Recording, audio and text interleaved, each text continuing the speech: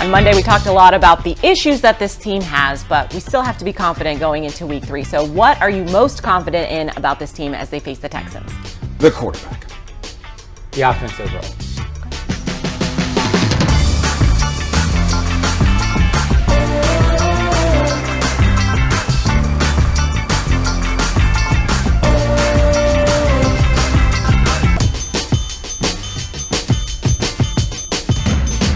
Welcome into Jags A.M. on this Wednesday. I'm Kainani Stevens in here with Brian Sexton, John Oehser, and as I mentioned, we're turning the page today.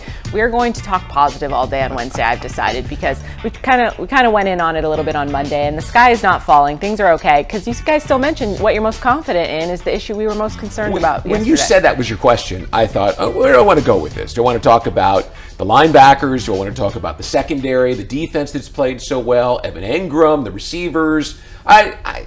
There's really a little bit on the interior of the offensive line. There's some concern, but other than that, I think this team can turn it around pretty quickly. Well, history shows us that these players on offense are good. Doug Peterson's offense over the course of time and the Chiefs' offense, frankly, is very similar. Produces, it works.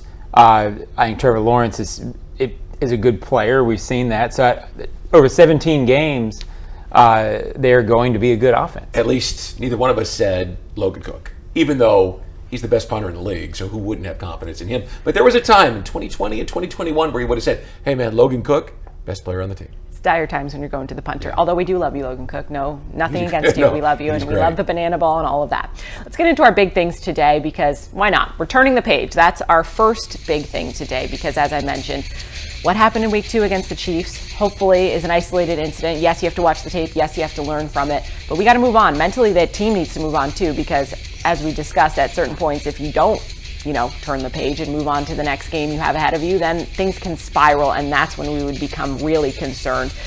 Brian, do you feel that the team is in the right place to move forward this week and kind of put this behind them? I do. And I talked on Monday a little bit about how I thought last week that Doug Peterson came into his Wednesday press conference and just wasn't himself. He was absolutely himself on Monday. There's an old axiom in the NFL, don't let him beat you twice. It's one thing to get beat, especially by the defending Super Bowl champs, but don't let the hangover of a poor performance put you in peril of losing to the Texans the next week. And it was clear to me from the moment that Doug started talking on Monday that he had his focus and thus the team's focus in the right place.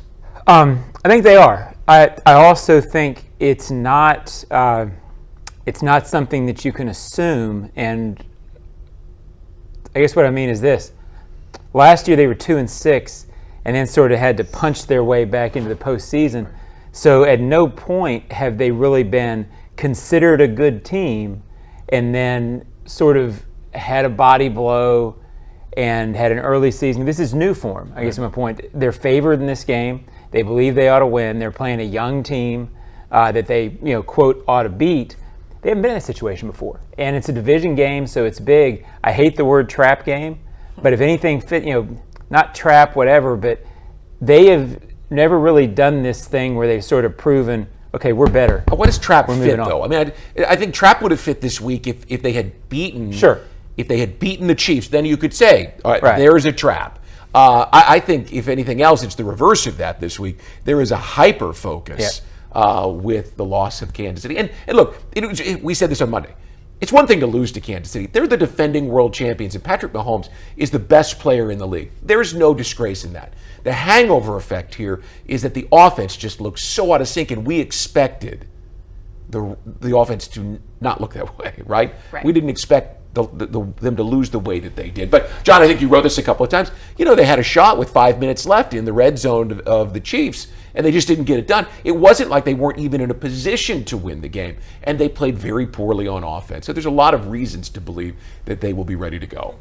Good teams handle this thing. Yes, absolutely they do. It will be very telling. Our next big thing is South setup. We mentioned it a little bit, but this is the second divisional game in 3 weeks that they've had. So these games, they almost count double, right? So these are going to set them up to get where they want to be in the postseason. If you can win your divisional games, the other stuff will come. And that is part of why we don't want them overlooking this week. John, I know that sometimes the Texans, I guess a division opponent to anybody, has a little bit of a bugaboo with them, but things on paper should play out well against Houston this week. Well, as I said Monday, I'm not a big believer that teams in the past have had the Jaguars number, because in the past everybody had the Jaguars number. They had better players. They haven't been as good as teams. So that sort of thing I don't think really applies to this bunch. I think this goes back to what the theme of the week is. It's a game that I think everybody would say, and even players, they ought to win. You ought to handle business. There's no easy games in the NFL, but you ought to know it by 5 minutes left that this is the better team. You think that's what they are. It's what they're supposed to be. They got to do it. Now, here's the hang-up. This was a game the Jaguars were supposed to win last year in Week 5. They had Davis Mills as their starting quarterback. By all accounts, they were not as talented. They're not as talented now. They weren't then. And the Jaguars couldn't score a touchdown and lost 13-6. The quarterback had a terrible day. He made an awful throw into the end zone, one that probably got him focused on playing better football. So, yes, the Jaguars should win this game. They should have won this game last year. This, John, is a very big test in the sense that this is that game. Win the games. If you're a good team, you win the games you're supposed to, and this might be the first time we've seen that. I think they're a different team than they were this time last year. They got to show it. Yeah. Expectations. Our final big thing is going to be anger management. Part of turning the page is using that frustration that we saw a lot of in the locker room and post-game with Doug Peterson as well. Turning that frustration into production and turning that into something, because you can't just be mad about it. You have to fix it, right? So, Brian, we talked a lot about how they're able to do that with Doug Peterson at the helm, because I think he's that kind of coach that can use that to motivate his team. Look, and I don't want to intimate that they're not working hard and they're not working long hours, but you know that excellence is generally achieved by doing a little bit more than others think is wise, right? By caring a little bit more than other people believe is necessary. It's that little bit more. 20 more minutes on the iPad instead of 20 minutes on Instagram, right? Probably makes a difference this week in somebody's game. It's not about playing angry. It's about using the frustration to be smarter, to do a little bit extra, something a little bit different in your preparation that gives you back that focus and gives you the edge. Just a little bit, right? There's a great motivational speaker, Anthony Robbins, and he talks about 2 millimeters. It's just 2 millimeters on a turn of the wrench makes an amazing amount of difference. For them this week, it's about finding the 2 millimeters and getting sharpened again. I'm going to kind of go the other way. I think it is necessary to channel it. I think Doug's challenge this week a little bit is if there was a theme out of the Chiefs game, it's that he thought they were maybe trying a little too hard at the big moments to make a play, to be the guy. I think offensively, at least, it very much sounded to me on Monday like his emphasis this week is going to be, look, we've got the players to do this. Everybody doesn't have to score an 80-yard touchdown on every play. Right. Trevor, you don't necessarily have to score that touchdown in the red zone. You can hand it to Travis 4 times. At no point did you get a vibe from Doug on Monday that they didn't care. It was more, look, we're good. Just let the game come to you. And what you just said could be the 2 millimeters, right? Figuring out to hand the ball off 4 times, whatever that might be. Yes, just small things, little things, execution, as we said. Right, and or calming down, right? Yep. Knowing that you're good, as opposed to we got to go beat the Chiefs so that everybody knows that we're good. No overreacting this week when they take on the Texans. Yeah. All right, we're here on Jags A.M. presented by Jet HomeLoans. Stay with us. Coming back, we're going to talk about the AFC South and what's going on around the division.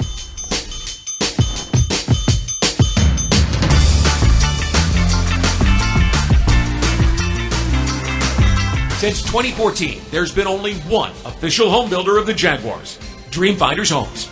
With quality-built homes and a speedy move-in process, we're in 20-plus communities in the best locations across Northeast Florida. Dreamfinders Homes is everywhere you want to live. So get off the sidelines, Jags fans, and get into the game. Let Dreamfinders help you navigate your home purchase and offer great interest rates. Visit DreamfindersHomes.com for all your move-in ready homes and step up your game. In partnership with Firehouse Subs Public Safety Foundation, any Jaguars ticket holders who are unable to attend a Jaguars home game can donate their future tickets to a Jacksonville area first responder. Visit jaguars.com/members and click Manage Account. Sign into your account and click Manage Tickets and Parking. Select the game tickets, click on the More button, and then choose to donate to the Firehouse Subs Public Safety Foundation. Firehouse Subs is dedicated to impacting the life-saving capabilities and the lives of local heroes and communities. For more information, visit firehousesubsfoundation.org. Crown Royals That Deserves a Crown program recognizes local heroes for making a positive impact in the community. The Jaguars and Crown Royal are giving back to those who served this season, celebrating these individuals with the ultimate VIP Jaguars home game experience. Nominate someone who deserves a crown today at jaguars.com/Crown Royal Promotion. Please drink responsibly. For 10 years, Dreamfinders Homes has been proud to call themselves the official home builder of the 2014, Jacksonville Jaguars. Visit dreamfindershomes.com for all of the available inventory, and go Jags. Welcome back into Jags A.M. here in the Hyundai Studios, presented by Jet HomeLoans today. And we're going to go around the AFC South because we want to keep you guys up to date on what's going on in the division so that you can kind of see where the Jags stand with things. So there's 3 teams that are 1-1 in the division right now, and there's one team that's 0-2, and that would be Houston, the team coming to town. So, Brian, when you look at the Texans, we're going to get a little bit more into the specific game plan later in the week, but they're 0-2. They got a rookie quarterback. What's been going on with them? Well, they've fallen behind by double digits in both of their first 2 games, to Baltimore and last week to Indianapolis. They don't have the vertical playmakers that we've all come to know in Houston. And when they've fallen behind, they've had to abandon the run, and it's left C.J. Stroud to throw the ball. John, he threw the ball 44 times in the loss to Baltimore. Look, throwing 40 times for a rookie is a formula for loss. And then 47 last week. He's completing about 66% of his passes, and he has no interceptions. So he's doing some good things. It's just he's found himself in a position where he's had to do it all himself, and that's tough to do in this league. Yeah, all indications are that he's the real deal. They think they found their guy. The main issue there is they feel like they're probably a year away in terms of draft, in terms of free agency, from sort of getting back on the plane where they have a chance to compete. The second issue is of their offensive line. They have one starter healthy right now that they've got projected. And it's sometimes you see that and they're playing okay. With this bunch, they're giving up a lot of hits on the quarterback, giving up a lot of sacks. There was a fumble, a very key fumble last week for Stroud. This is the time where the Jaguars need to take advantage of this and feel like the stronger team. He's been sacked 11 times, the most in the league, and he's fumbled 3 times and lost 2 of those. So they have extra draft picks and cap room from the Deshaun Watson trade in the next year. It won't take long. He looks like he might be the real deal, too. Time to start building around him. We'll get into a little bit of the rookie quarterbacks in the division later on in the show.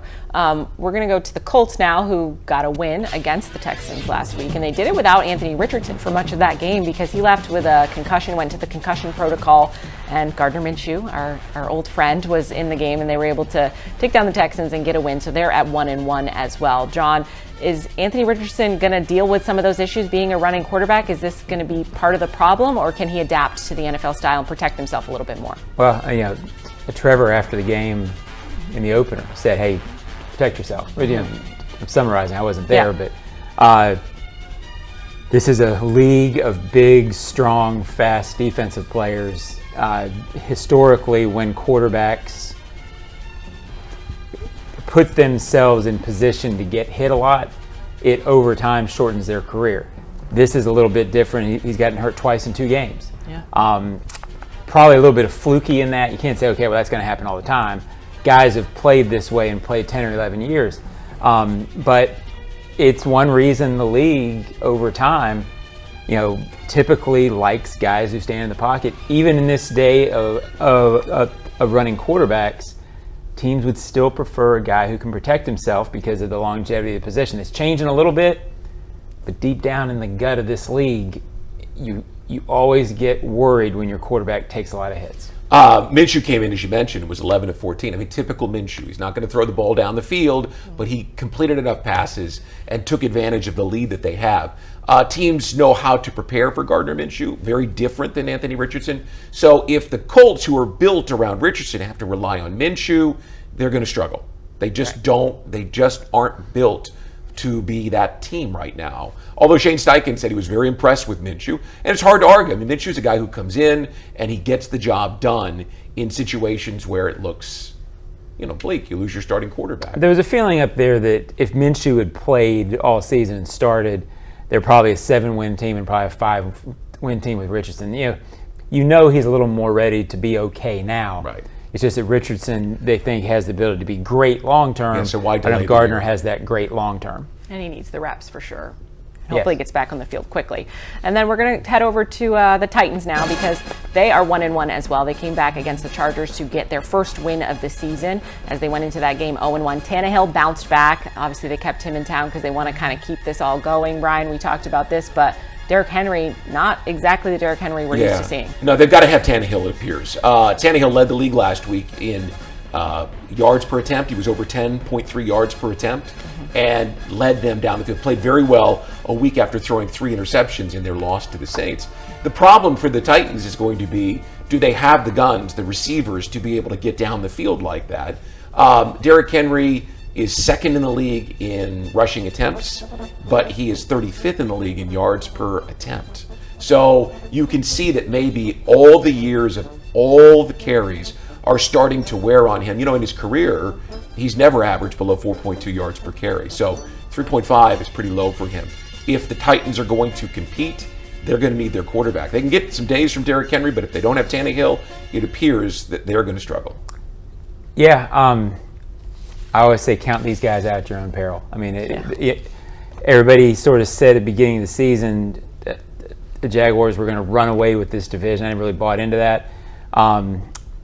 I get that maybe Derrick Henry isn't Derrick Henry Superman.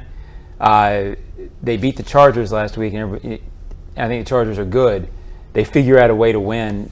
The Jaguars are going to need to get a double-digit number to be away from this team this year. The key for them is their quarterback playing well. And if he does, it'll give Derrick Henry a chance to have some room to run. Seems like a coin flip, though, whether we're going to see good Tannehill or bad Tannehill these days. So we'll have to see. 35 years old, yeah. Yeah, we'll have to see. All right, stay with us here on Jags A.M., presented in part by Fields Auto Group Jacksonville. Step up to luxury, fieldsauto.com. We're going to do this or that when we get back after the break.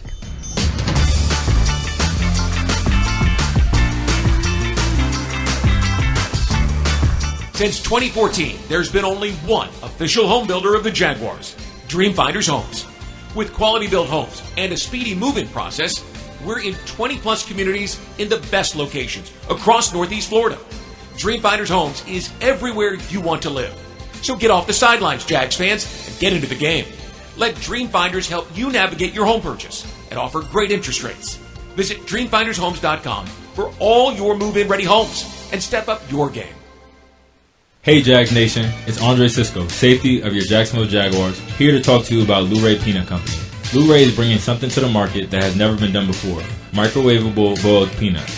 Whether you like salty or a peppery Cajun kick, they've got you covered. Now, thanks to them, y'all can enjoy boiled peanuts at the bank while you watch me and the rest of the team tear it up on the field. Can't make the game? No sweat. Find a bag at a store nearest to you by heading to LurayPeanut.com/find us. Go nuts, go Jags, and as always, Duval. Have you noticed? It's raining a lot in our area lately. That means you can give your sprinklers a break and save some money in the process.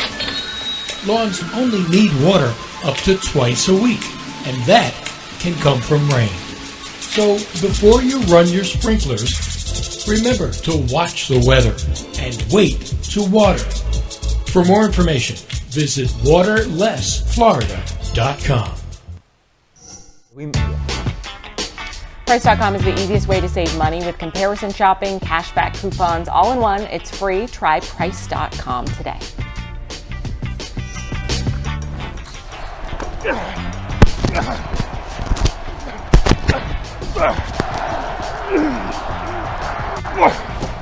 Dropping the throws, Mahomes.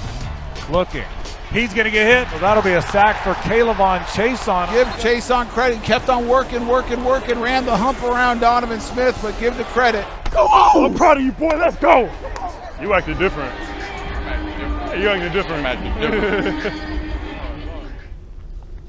This or that. this or Welcome back to that. Jags A.M. We're going to do this or that today, presented by Price.com. John, I know you love the word trap game, but how's that involved in your this or that today? Well, is this a trap game, which I hate, or I think it's the other word I hate, which is statement game. I don't like either one, but I do believe if you can call anything a division statement, Brian, I think this might be a week to do that. To me, this is a game good teams win. If you're going to control your division, this is the kind of game you get early. You're playing at home against a team you ought to beat. It just ought to be one of those 28-13.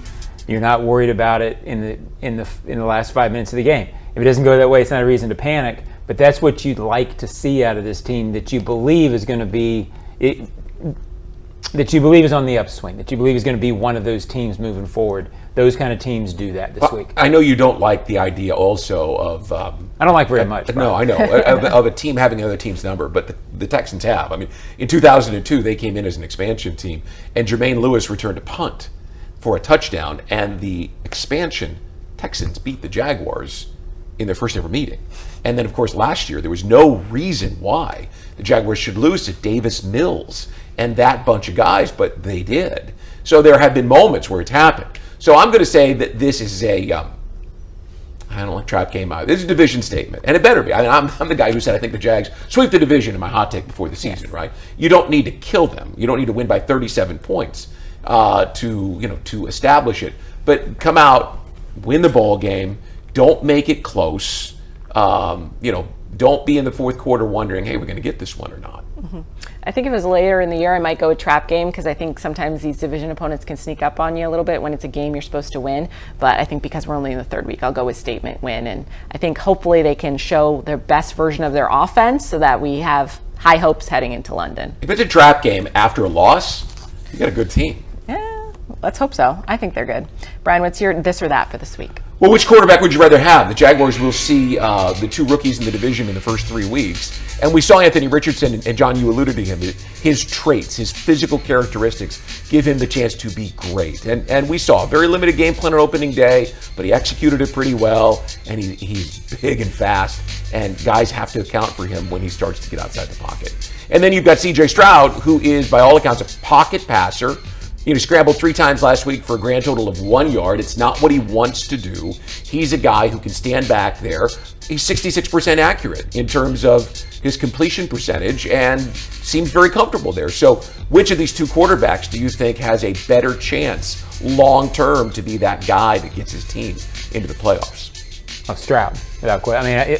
But I'm a pocket passer guy. So I think Stroud, without question, because I think he'll be healthy for the long term, and he's already 66% under the duress he's been in. All indications are he's on his way to being that. And I think with Richardson, there's still a lot of questions. And that's just a gamble, right? Like Anthony Richardson, we don't know. We haven't seen a ton of him, and now he's been hurt in these 2 games so far in the NFL season. So I would like to be a gambling woman and pick Richardson, but I think I'm going to go. Well, the one thing it's worthy of pointing out is that Richardson isn't an offense like Jalen Hurts. Mm-hmm. If you saw the Vikings-Eagles game last Thursday night, when they couldn't get the passing game going, A.J. Brown was out of sync. They just started handing the ball off. And DeAndre Swift had a big day. And when the Vikings collapsed on Swift, well, here comes Jalen Hurts. I mean, I do think that the Colts have an opportunity to have something. I don't know how long it will last if he can't stay healthy. But I like Richardson. I'm intrigued by him. It would be so cool to see them if they had a running game going right now. What the Colts could be. We might see that in October because that's when the running back Jonathan Taylor is back. He'll be back in action. You would think somewhere. Yeah, he'll be playing somewhere when we see them. Yes, October 15th. Yes. Okay. Let's hope so. All right, for my this or that this week, we want to see the offense bounce back. But who would you like to see a bigger day from on Sunday? Is it the running backs or the wide receivers? Now, we were kind of getting on both sides of the issue the other day, but Brian, when you look at that, which one do you want to see? Running backs. I want to see the running game get started. Fred Taylor, of course, he's always going to want to see the running game. But he and I had a long conversation about this on Sunday afternoon. And he said, why have they given up the run? With an offensive line that is struggling to keep Trevor clean, and they were on Sunday, and to a large degree, they were on opening day in Indianapolis, the running game slows all that down. it calms everything down and gives Trevor more time in the pocket to get the receiver started. So from my perspective, I know this is a team that's going to use the pass to set up the run. I know that's where it's headed. But on Sunday, I'd like to see them use the run to set up the pass until everything settles down. Yeah, Fred's going to have a long wait because this is, and it's not that Doug doesn't like the run. It's just that this team does not believe with this style of offense that you turn around and just hand the ball off if the numbers aren't there. So a lot of the passes that they use, Brian, a lot of the passes they use, they don't believe that running into a stacked box is the way to win. So anyway, I digress. I guess I'll go the other way and say I'd like to see a big game from the receivers because I feel like with this team, if you get some receivers going and feel like that's clicking, I think they feel like that's their identity and they feel better about themselves. So I'd love to see the run too, but I'll use that argument, not thinking that there's a huge difference between which I'd like to see going. Well, just one more benefit though to the run, and that is that this offensive line, they haven't played well. They've heard that they haven't played well. I don't care whether you're a pass blocking line or a run blocking line. There's got to be a toughness and a nastiness to you, and I think they're back on their heels a little bit, especially the interior three. I think by running the ball, who's a Bear Bryant that always talked about the advantages of run blocking in practice. I'd like to see them run the ball just to get that offensive line in gear. But I do understand that the way that Doug and Press are going to build this offense, it's going to be based on the pass. But this week, I think maybe the run. And I think we might see a little bit of both, to be fair, with the just enough run to get the wide receivers open and get them going, and that high-flying offense that we hope and expect them to be. Stay with us. Coming up, we'll preview the rest of the week, and we have a sneak peek at Sounds of the Game.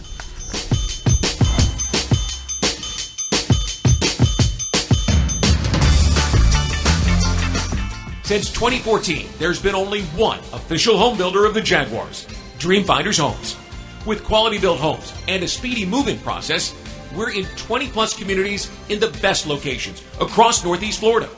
Dream Finders Homes is everywhere you want to live. So get off the sidelines, Jags fans, and get into the game.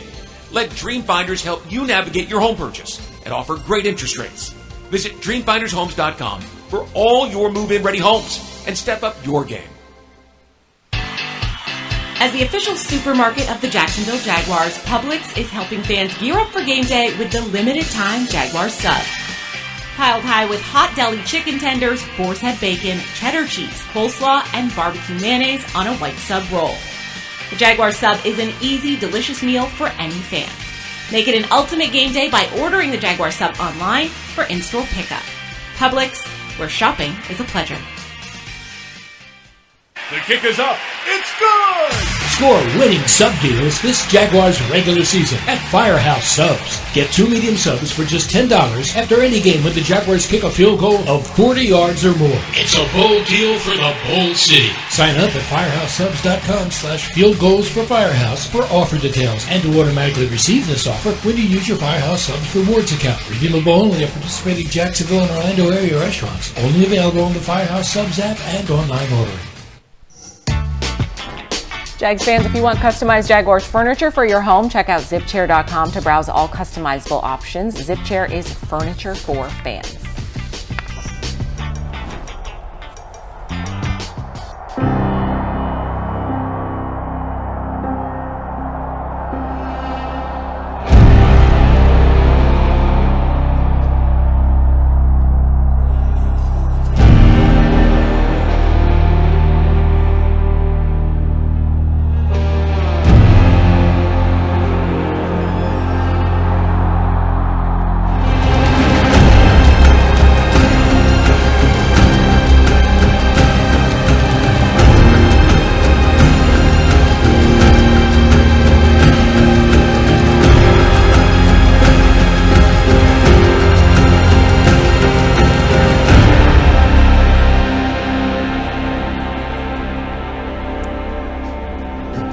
Might be a tough one to watch this week, but Doug Peterson and Trevor Lawrence. I can't wait to watch it. That's awesome. I know we know the outcome, but these are so well put together. You got to check them out if you can, for sure. Yeah, for sure. That's a great tease. What are you guys working on this week? Anything fun? Just trying to get back on track.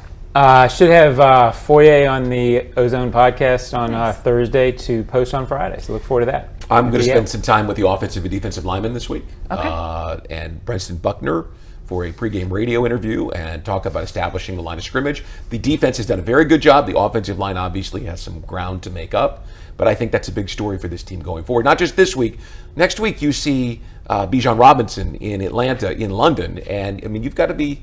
The lines are where it is all built, and just kind of get caught up a couple weeks into the season. I love Coach Buckner. If he can't get you hyped up for a game, then you're just never going to be able to get hyped up.